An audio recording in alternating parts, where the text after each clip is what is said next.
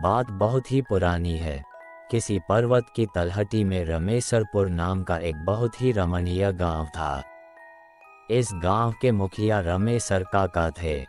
सभी गांववासी रमेसर काका की बहुत ही इज्जत करते थे और उनके विचारों, सुझावों को पूरी तरह मानते थे। रमेसर काका की एक ही संतान थी, चंदा।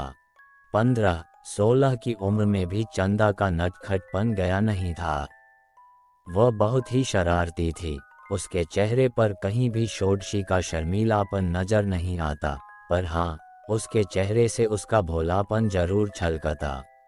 उस समय हर माँ बाप की बस एक ही ख्वाहिश होती थी कि उनकी लड़की को अच्छा घर मिल जाए और वह अपने ससुराल में खुश रहे। रमेसर काका भी चंदा के लिए आसपास के गांवों वरदेखुआ बनकर जाना शुरू कर दिए थे। एक बार पास के एक गांव के उनके मुखिया मित्र ने कहा कि उनकी नज़र में एक लड़का है, अगर आप तैयार हों तो मैं बात चलाऊं। रमेसर काका के हाँ करते ही उनके मुखिया मित्र की अगुवाई में चंदा का विवाह तय हो गया। चंदा का पति नदेसर उस समय कोलकाता में कुछ काम करता था। नदेसर देखने में बहुत ही सीधा साधा और सुंदर युवक था। वह रमेसर काका को पूरी तरह से भा गया था। खैर, शादी हुई और रमेसर काका ने नम आंखों से चंदा को विदा किया। कुछ ही दिनों में चंदा अपने ससुराल में भी सबकी प्रिय हो चुकी थी। 1-2 महीना चंदा के साथ बिताने के बाद नदेसर भारी मन से कोलकाता की राह पर निकल पड़ा। चंदा ने नदेसर को समझाया कि कमाना भी जरूरी है और 5 महीने की ही तो बात है। दिवाली में आपको फिर से घर आना ही है, तब तक मैं नज़रें बिछाए आपका इंतजार प्रसन्न मन से कर लूँगी। कोलकाता पहुँचने पर नदेसर ने फिर से अपना काम धंधा शुरू किया, पर काम में उसका मन ही नहीं लगता था। बार बार चंदा का शरारती चेहरा उसके आँखों के आगे घूम जाता। वह जितना भी काम में मन लगाने की कोशिश करता, उतना ही चंदा की याद आती। नदेसर की यह बेकरारी दिन व दिन बढ़ती ही जा रही थी। उसने अपने दिल की बात अपने साथ काम करने वाले अपने 5 मित्रों को बताए। ये पांचों उसके अच्छे मित्र थे। नदेसर दिन रात अपने इन 5 दोस्तों से चंदा की खूबसूरती और उसके शरारतीपन का बखान करता रहता। 5 मित्र चंदा के बारे में सुन सुनकर उसकी खूबसूरती की एक छवि अपने अपने मन में बना लिए थे और अब बार बार नदेसर से कहते कि भाभी से कब मिलवा रहे हो। नदेसर कहता कि मैं तो खुद ही उससे मिलने के लिए बेकरार हूँ, पर समझ नहीं पा रहा हूँ कि कैसे मिलूँ। खैर, अब नदेसर के 5 दोस्तों के दिमाग में जो एक भयानक घिनौनी खिचड़ी पकनी शुरू हो गई थी, उससे नदेसर पूरी तरह अनभिज्ञ था। उसके 5 दोस्तों ने एक दिन नदेसर से कहा कि यार, भाभी को यहीं ले आओ, कुछ दिन रहेगी, कोलकाता भी घूम लेगी तो उसको बहुत अच्छा लगेगा और फिर 2 हफ्ते में उसे वापस छोड़ आना। पर नदेसर अपने बूढ़े माँ बाप को याद कर कहता कि नहीं यारों, मैं ऐसा नहीं कर सकता। मेरी अम्मा और बाबू की देखभाल के लिए गांव में चंदा के अलावा और कोई नहीं है। कुछ दिन और बीते, पर ये बीतते दिन नदेसर की बेकरारी को और भी बढ़ाते जा रहे थे। अब तो नदेसर का काम में एकदम से मन नहीं लग रहा था और उसे बस गांव दिखाई दे रहा था। एक दिन रात को नदेसर के 5 दोस्तों ने नदेसर से कहा कि चलो हम लोग तुम्हारे गांव चलते हैं। नदेसर अभी कुछ समझ पाता या कह पाता तब तक उसके उन 5 दोस्तों में से निकेश नामक दोस्त ने कहा कि यार टेंशन मत ले, कह देना कि अभी काम की मंदी चल रही है इसलिए गांव आ गया, और साथ ही इसी बहाने हम मित्र लोग भी तुम्हारा गांव देख लेंगे और भाभी के साथ ही तुम्हारे माता पिता से भी मिल लेंगे, क्योंकि हम लोगों का तो गांव भी नहीं है।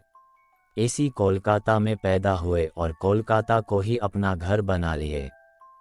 हम लोग भी चाहते हैं कि कुछ दिन गंवई आबो हवा का आनंद लें। नदेसर तो घर जाने के लिए बेकरार था ही, उसे अपने दोस्तों की बात भली लगी। फिर क्या था, दूसरे दिन ही नदेसर अपने उन 5 दोस्तों के साथ अपने गांव के लिए निकल पड़ा।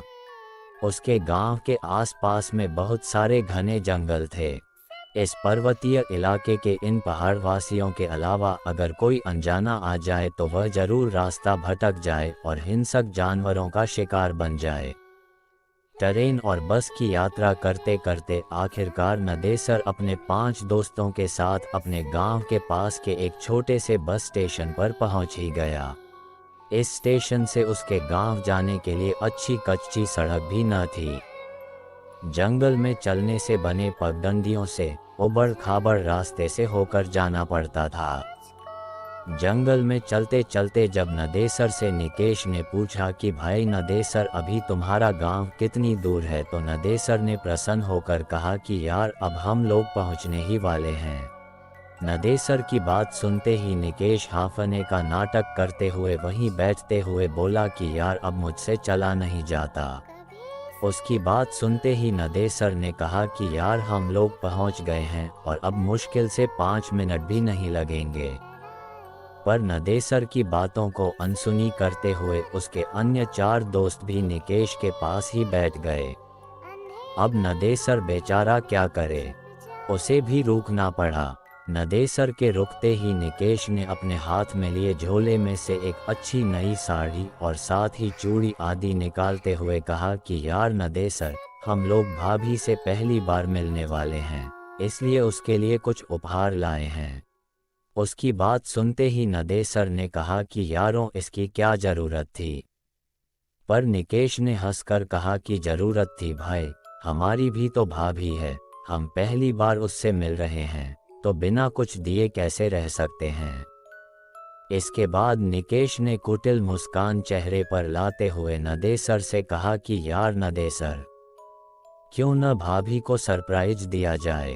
एक काम करो, तुम घर जाओ और बिना किसी को बताए भाभी को घुमाने के बहाने यहाँ लाओ, हम लोग यहाँ भाभी को ये सब उपहार दे देंगे और उसके बाद फिर से तुम दोनों के साथ तुम्हारे घर चलेंगे। भोला नदेसर हाँ में हाँ मिलाते हुए तेज कदमों से घर की ओर गया और लगभग 30 मिनट के बाद चंदा को लेकर दोस्तों के पास वापस आ गया। फिर क्या था, चंदा से वे 5 दोस्त एकदम से अपनी भाभी की तरह मिले। चंदा को भी बहुत अच्छा लगा।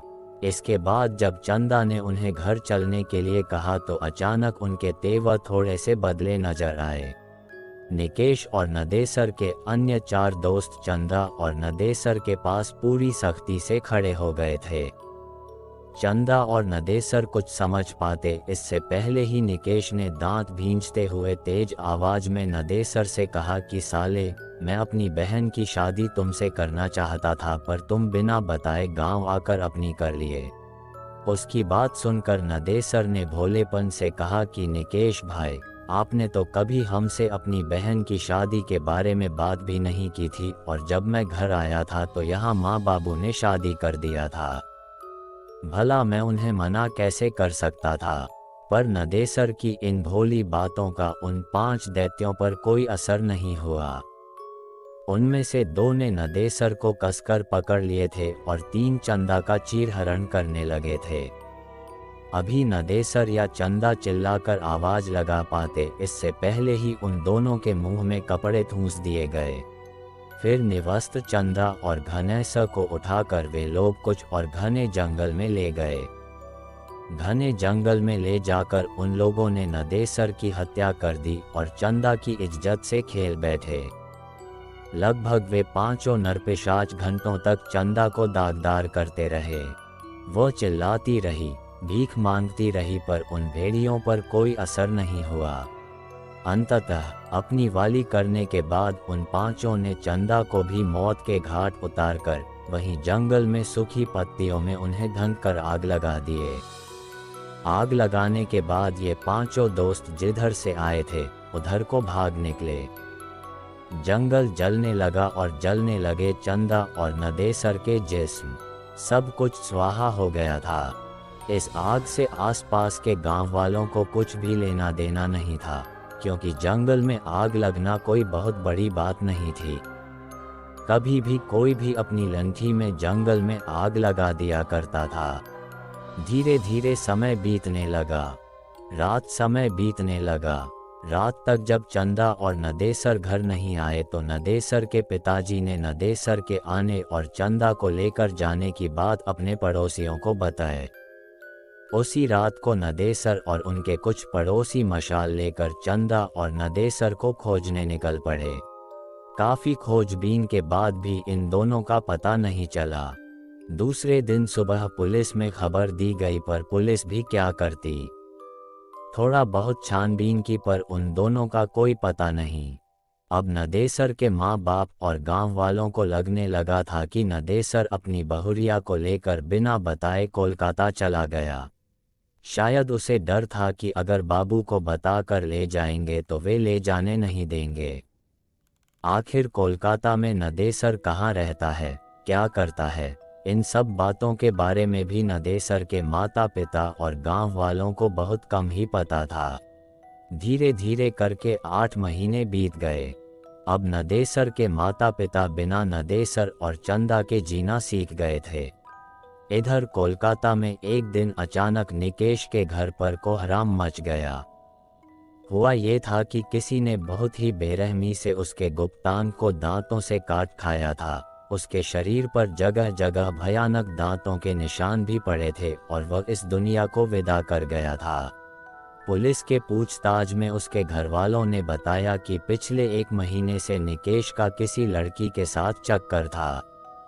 वे दोनों बराबर एक दूसरे से मिलते थे, पर लड़की कौन थी, कैसी थी, किसी ने देखा नहीं था। पर इसी दौरान पुलिस को निकेश की बहन से एक अजीब व डरावनी बात पता चली। निकेश की बहन ने बताया कि एक दिन जब निकेश घर से निकला तो वह भी पीछे पीछे होली थी। निकेश बस्ती से निकलकर एक सुनसान रास्ते में बनी एक पुलिया पर बैठ गया था। वहां से मैं लगभग 20 मीटर की दूरी पर एक बिजली के खंभे की आड़ में खड़ा होकर उस पर नजर रख रही थी। मुझे बहुत ही अजीब लगा, क्योंकि ऐसा लग रहा था कि निकेश किसी से बात कर रहा है, किसी को पुचकार रहा है, पर वहां तो निकेश के अलावा कोई था ही नहीं। फिर मुझे लगा कि कहीं निकेश भैया पागल तो नहीं हो गए हैं ना। अभी मैं यही सब सोच रही थी, तभी एक भयानक काली छाया मेरे पास आकर खड़ी हो गई। वह छाया बहुत ही भयानक थी, पर छाया तो थी, पर छाया किसकी है ये समझ में नहीं आ रहा था। मैं पूरी तरह से डर गई थी। फिर अचानक वह छाया अट्टहास करने लगी और चिल्लाए, अब तेरा भाई नहीं बचेगा। नोचा था न मुझे, मैं भी उसे नोच नोच कर खा जाऊंगी। और हाँ, एक बात तू याद रख, अगर यह बात किसी को भी बताई तो मैं तेरे पूरे घर को बर्बाद कर दूंगी।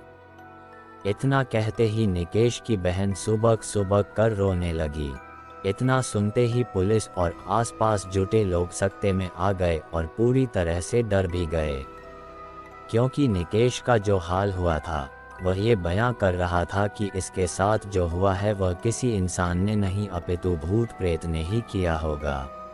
ये कहानी यहीं समाप्त होती है, पर इसके अगले भाग के रूप में एक कहानी और आ सकती है कि क्या निकेश का ये हाल किसी भूत भूतनी ने ही ऐसा किया था या किसी और ने। कहीं चंदा तो नहीं, या नदेसर? निकेश के अन्य 4 दोस्तों के साथ भी कुछ हुआ क्या?